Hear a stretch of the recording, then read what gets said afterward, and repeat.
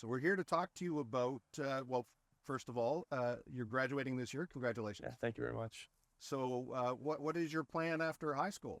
Well, with I'm actually planning to go to school in Toronto, at University of Toronto. It's going to be a great experience for me. And tell me about the s- subs for mental health fundraisers. Tell Yeah. me how did that start? So Suits for Mental Health started this year. I found it with my teammate, defenseman Elliot Kavanaugh. We um we both had struggles with our mental health before, and we wanted to make a positive impact on hockey. So we made a pledge to donate a certain amount of money per statistic we accumulated. So for me, it was 50 cents a stave, and for Elliot, it was $1 a statistic. So we ended up getting a lot more donations on our GoFundMe page, and I think we're at around $1,500 right now, which is huge. So so tell me why you feel that there's a need to address the stigma with mental health. So mental health in sports has been a really taboo topic recently, especially with lots of athletes coming out with their struggles. And it's not only in the elite levels, it's also in the younger levels. We've seen it a lot through our teammates and through us especially. That's why we know best. And yeah, it mostly comes out with how hockey's that driven for performance. And most of the mental health stuff I've done growing up has been for how do you perform better in stressful situations? How do you like move on from dealing with loss? And no one ever prepares you for the actual feelings you get and the depression and the anxiety and even the suicidality that comes with it. And that's why we started it. And you said, and I don't want to be too personal, but you said this is something that in your own life you've had to address. Yeah, for sure. It's definitely been a main driving factor in me pushing for this and advocating for it. And how do you feel that this will make a difference? What is it going to change? Well, I hope to at least make it easier for hockey players to talk about it and bring it up to someone that can actually help them. For me, when I was struggling with my depression, it was really hard to come out with it, and I kind of felt like I was being weak at talking about it.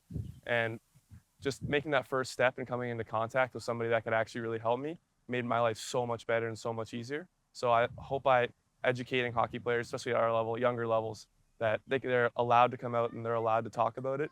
It'll help them in the long run. So you said that speaking to someone who can help you helped make it 100%. better. How was it then to talk to your teammates about your want or desire to find someone else to talk to help you through the challenges that you Yeah. were looking at? Well, definitely, I've seen that more and more people will come out to me and talk to me about their own struggles since I've come out about it, and I've had a really big positive backing, especially from my teammates. They've been a real support for me. So yeah, I've been there for my teammates, and they're really excited for me. Is there not pressure though if people are bringing you, if you have, some challenges having other people come to you? You don't mind that? I don't mind that. It's definitely some pressure, but at the end of the day, I love my teammates. I love my friends. I'll do it for anybody. It's just so that they can be a little bit at rest. So have you seen a change in the culture since you've been coming up through hockey? Um, it's been a little bit more change recently. Like especially with more and more elite level athletes coming out with that struggles, it's kind of more normalized now. But it's still overlooked at the younger level, and there's still lots of instances where it gets overlooked.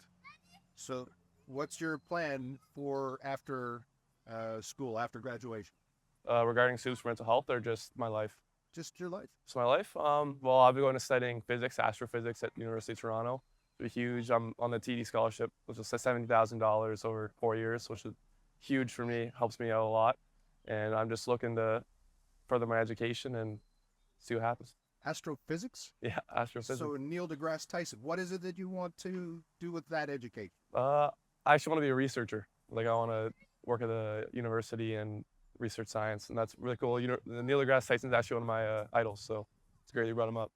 And with hockey as a career, you've been succeeding as a goalie. I'm wondering what you're looking at. How has the sport changed you or helped you move towards this goal? Well, it's definitely given me the experience of having that lows, and it's also like just that adversity, battling through adversity.